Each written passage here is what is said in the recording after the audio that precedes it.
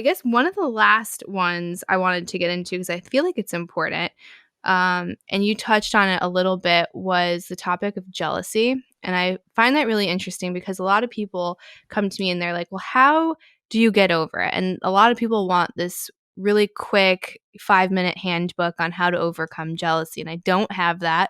I don't know if you have that. I think if anyone did, they'd be very, very wealthy. Um, but I think it's important to point out, which you've done, is there are certain behaviors that we reflexively have that we know are not okay. They're not okay in society, so we have to work them out. So you can't get mad and just like pop your partner in the face. Like that's not okay.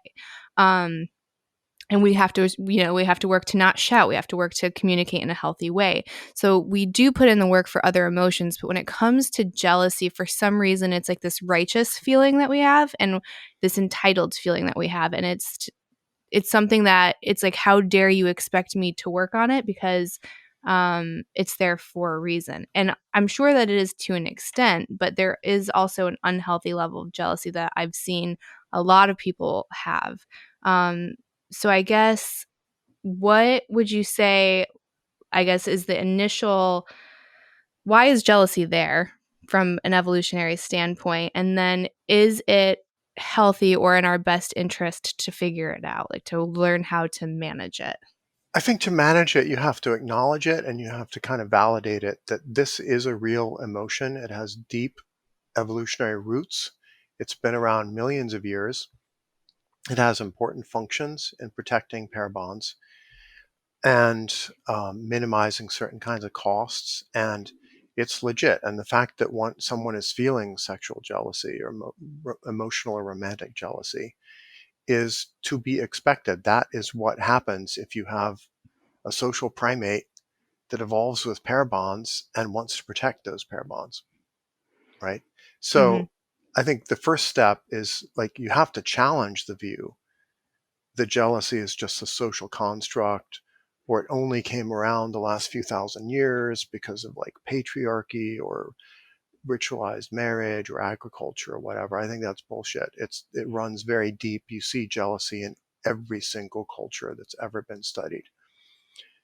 So acknowledge it's real and it's powerful. But then I think that the pep talk you can give people is to say, as you mentioned, there's so many other emotions that are equally powerful that we learn to manage and inhibit and like habituate to. And like road rage, when you're driving around and someone cuts you off and puts you in immediate physical danger and you feel a rage response of like, if I had a rocket propelled grenade, I would blow them up right now. Like you learn I shouldn't do that and I shouldn't act on that rage. Why? Because the cost of acting on it is much bigger than the benefit. Mm-hmm. And so we have social stigma against acting on your violent aggressive impulses, right? Or challenging people to duels just because they like insult you on social media. We don't do that.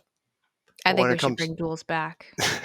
I have, I, there's certain people I would love to get into a duel with, and I think I'd win, but I probably wouldn't. Uh, so the pep talk is to remind people like you've mastered so many emotions, dozens and dozens of emotions you've mastered throughout childhood and adolescence and adulthood. Why do you think jealousy is like the one thing that could never be controlled? Mm-hmm. Because there aren't any role models of people doing it very well. And there aren't that many examples of like couples who are out and open and who talk about here's how we manage jealousy. Mm-hmm. So it's just kind of a taboo to talk about it.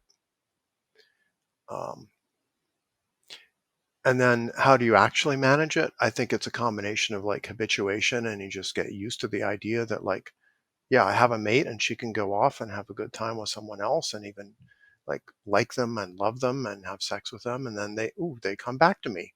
Mm-hmm. And if that happens a number of times, your confidence in your pair bond increases.